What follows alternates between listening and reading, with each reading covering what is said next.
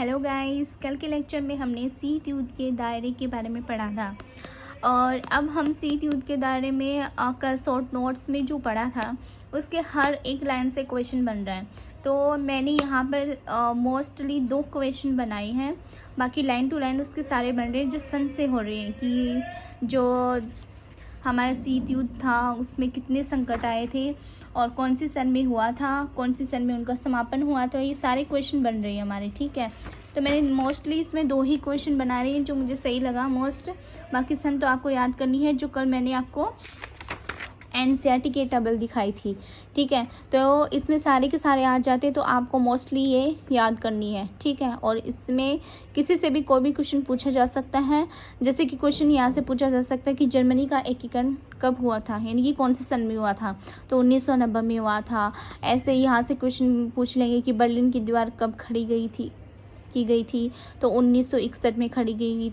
और next question बन लेंगे कि जो बर्लिन की जो दीवार है वो कब तोड़ी गई थी, 1989 में, ठीक है। इसी तरीके से यहाँ पे कि जो कोरियाई जो युद्ध था वो कब स्टार्ट हुआ था, कब उस समापन हुआ था, तो 1950 से शुरू होकर 1953 में उसका समापन हुआ था। नेक्स्ट यहीं से आपको पूछ लेंगे सेवी संघ का विघटन और शीत युद्ध की समाप्ति कब हुई थी। तो हमें पता है कि शीत युद्ध जो है 1945 से 1991 तक चला था, तो जो शीत युद्ध की समाप्ति 1991 में हुई थी। तो इस तरीके के क्वेश्चन इससे पूछे जाएंगे, ठीक है। तो आपको मोस्टली ये याद करनी है, मतलब याद करनी ही है, मोस्ट इम्पोर्टेंट है।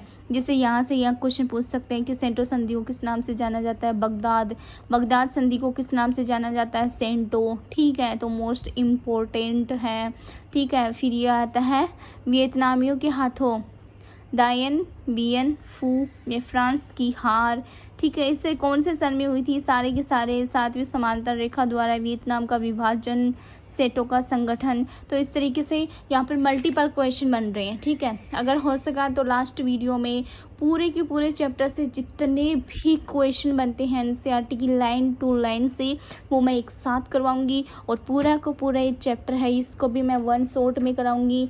जितने भी इसमें डायग्राम दे रखे हैं और डायग्राम क्या बताने की कोशिश कर रहे हैं, क्या इस डायग्राम के थ्रू शीत युद्ध जो है उसमें क्या समझाने की कोशिश कर रहे हैं, वो सारे के सारे, यानी कि इस चैप्टर का क्या 6 to 12 जितनी भी बुक हैं हम उसकी लाइन टू लाइन को रीड करेंगे। तो अब हम पढ़ने वाले हैं किसके, शीत युद्ध का जो दायरा था उसके जो भी क्वेश्चन बन रहे हैं। मोस्टली मैंने 2 क्वेश्चन बनाए, बाकी मैंने आपको बता दिया कि लाइन टू लाइन उसके क्वेश्चन बन रहे हैं जो शॉर्ट नोट्स में हमने पिछले वीडियो में पढ़ा था। तो अस्त्र नियंत्रण द्वारा हथियारों पर लगान किन 2 देशों के द्वारा हुई थी, वो था हमारा सोवियत संघ और अमेरिका, ठीक है। नेक्स्ट क्वेश्चन 2 महाशक्ति द्वारा कितने अहम समझौते किए गए, तो 3 अहम समझौते के ऊपर दस्तखत किए गए थे, तो 3 के द्वारा, ठीक है।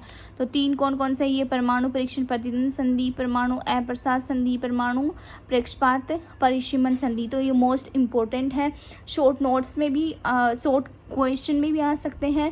और जैसे 100 से 150 जो लाइन के क्वेश्चन आते हैं 2 नंबर के अंदर, उसके अंदर भी इसको पूछा जा सकता है, ठीक है।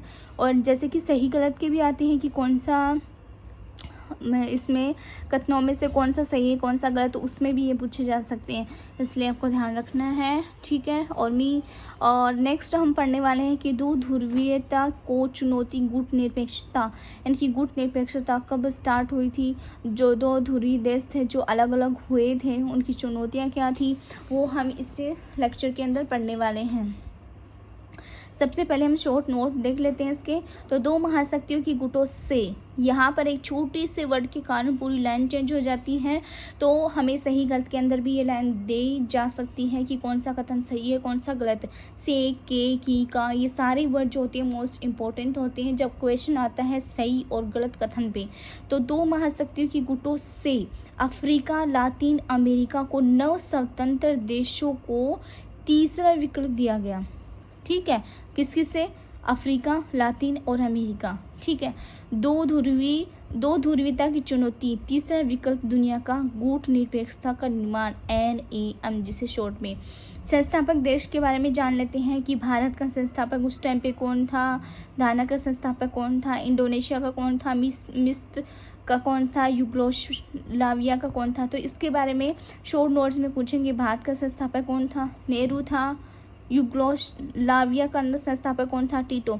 देखो इसको शॉर्ट में अगर हम बात करते हैं, जैसे हम रीड करेंगे एनसीईआरटी, या फिर मैं बार बार मैं ऐसे बोलूँगी टीटो कौन था, तो ये यूगोस्लाविया का संस्थापक था। अगर हम पूरा नाम इसको पढ़ेंगे तो जोसेफ ब्राज टीटो, ठीक है।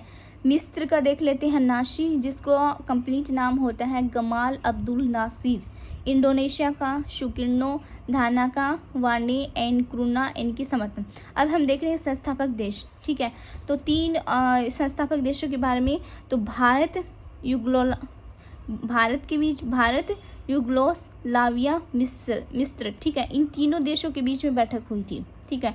तीनों बीचों के बीच में बैठक हुई थी। तो इंडोनेशिया और घाना जो थे ये इसका समर्थन कर रही थी पूरी तरीके से। इन 3 देशों का समर्थन करने वाले 2 देश थे, इंडोनेशिया और घाना। तो इनके संस्थापक के नाम भी याद रखने हैं, किन 3 देशों ने बैठक की थी और किन 2 देशों ने उसका समर्थन किया था। आई थिंक आपको ये समझ में आ चुका होगा। नेक्स्ट क्वेश्चन में हम देख रहे हैं, क्वेश्चन नहीं, हम शॉर्ट नोट में देख रहे हैं, नेहरू, टीटो, नासिर। अब हमने इसके लास्ट के नाम लिए जो शॉर्ट में हम बोलेंगे, तो मैं बोलूँगी नेहरू, टीटो, नासिर। तो आपको समझ जाना है कि किसके क्या संस्थापक थे। नेहरू, टीटो, नासिर ने 1956 में एक सफल बैठक की और शुकिनो किसका था, इंडोनेशिया का, ठीक है। धाना, वानो, एनक्रूना ने जोरदार इसका समर्थन किया। जो यहाँ पर मैं आपको बताई हूँ कि 3 देशों के बीच में बैठक हुई थी, 2 देशों ने इसका समर्थन किया था। आपको ये समझ में आ गया होगा। अब हम देखते हैं कि NAM, ठीक है, गुट निरपेक्ष आंदोलन के संस्थापक, ठीक है। अब यहाँ से हम देखेंगे NAM, जिसको गुट निरपेक्ष आंदोलन बोलते हैं, ठीक है, के संस्थापक 5 नेता कहलाए। कौन कौन से, जो हम पीछे पढ़े हैं, ठीक है। NAM शिखर सम्मेलन कब हुआ था, तो NAM शिखर सम्मेलन के बारे में हम बात करेंगे तो प्रथम जो सम्मेलन था 1961 में हुआ था, बेलग्रेड में हुआ था, और इसके अंदर 25 सदस्य देश थे। इसके बारे में थोड़ा सा पढ़ लेते हैं। इस सम्मेलन में 3 बातों की परिणति थी, ठीक है। NAM शिखर सम्मेलन, प्रथम शिखर सम्मेलन 1961 में बेलग्रेड में हुआ था, 25 सदस्य इसमें शामिल थे, और इस सम्मेलन की 3 मुख्य बातें कौन सी थी, 5 देशों में सहयोग का होना, ठीक है, शीत युद्ध का प्रसार व बढ़ते दायरों को रोकना, नए स्वतंत्र अफ्रीका देशों को जन्म होना, ठीक है। फिर हम आगे पढ़ेंगे, 1960 तक संयुक्त राष्ट्र संघ में 16 नए अफ्रीका देश बतौर सदस्य शामिल हो चुके थे। यानी कि कब की बात कर रहा है, 16 नए अफ्रीका, 1960 के दशक की। अब हमारा आता है 17वां शिखर सम्मेलन, 2016 में हुआ था, वेनेजुएला में हुआ था, 120 देश इसमें शामिल थे। 18वां सम्मेलन जो है वो 2019 में हुआ था, अजरबैजान में हुआ था, और 120 देश शामिल थे। और इसके अंदर किसके अंदर, 18वें सम्मेलन जो 2019 में हुआ था, इसमें 17 पर्यवेक्षक देश शामिल थे, मोस्ट इम्पोर्टेंट। नेक्स्ट NAM क्या है, NAM से आपको याद रखना है, इसमें क्या रखना है, गुट निरपेक्ष आंदोलन, ठीक है। तो क्वेश्चन आ सकता है कि गुट निरपेक्ष आंदोलन क्या नहीं है, सही है गलत में पूछ सकते हैं, क्या है क्या नहीं है। तो हमें देखना है कि पृथकवाद और तटस्थता ये दोनों ही NAM नहीं है, यानी गुट निरपेक्ष आंदोलन नहीं है। तो हमें पता होना चाहिए पृथकतावाद क्या है, इसकी परिभाषा क्या है, तो अपने को अंतर्राष्ट्रीय मामलों से काट कर रखना। मतलब पृथकवाद का मतलब उससे अंतर्राष्ट्रीय मामलों से कोई भी मतलब नहीं है। तटस्थता का मतलब है युद्ध में शामिल न होने की नीति को अपनाना या पालन करना, मतलब वो युद्ध में शामिल ही नहीं होना चाहता, इस तरीके से। नेक्स्ट हम बढ़ते हैं, गुट निरपेक्षता का अर्थ, तटस्थता का अर्थ धर्म निभाना भी नहीं है। मतलब इसकी बात कही है, इसने बताया कि तटस्थता का मतलब धर्म को निभाना भी नहीं होता है, ठीक है। तो इनको हमें मोस्टली याद रखना है, क्योंकि सही और गलत कथन में ये आ सकते हैं, सीधा सीधा भी पूछा जा सकता है, लैंग्वेज चेंज करके भी इसको पूछा जा सकता है। नेक्स्ट है 1789 में अमेरिका में स्वतंत्रता की लड़ाई हुई थी, ठीक है। क्वेश्चन बनता है कि अमेरिका में स्वतंत्रता की लड़ाई कब हुई थी, 1989 में। अमेरिका ने पहले विश्व युद्ध की शुरुआत तक अपने को अंतर्राष्ट्रीय मामलों से अलग रखा, ठीक है। मैंने आपको पहले भी बताया कि ये चैप्टर जो है सीक्वेंस में नहीं दे रखा, कुछ आगे कुछ पीछे, तो हमने विश्व युद्ध की थोड़ी थोड़ी जानकारी सेकंड लेक्चर में हमने देख ली थी। तो इसने क्या बताया कि अमेरिका जो है उसने अपने आप को अंतर्राष्ट्रीय मामलों से दूर रखा। कब तक? पहले विश्व युद्ध तक। पहले विश्व युद्ध जब तक शुरू नहीं हुआ था उससे पहले तक उसने सब चीज़ों से, इनके अंतर्राष्ट्रीय मामलों से अपने आप को अलग रखा। नोट में अमेरिका ने पृथकतावाद की विदेशी नीति को अपनाई। ठीक है, मतलब अंतर्राष्ट्रीय मामलों से अलग रखने का मतलब यहाँ देखो, अंतर्राष्ट्रीय मामलों से हमें बहुत ज़्यादा ध्यान देना है इस लाइन पे। तो उसने तो क्वेश्चन आ सकता है कि कौन सा ऐसा देश है जिसने पृथकतावाद की नीति को अपनाया था, तो वो हमारा अमेरिका है। ठीक है, यह क्वेश्चन बन सकता है। तो हमारा ये छोटा सा था, ठीक है, जो हमने कर लिया। एनसीईआरटी को रीड करने के बाद हम इसके क्वेश्चन पे आएंगे।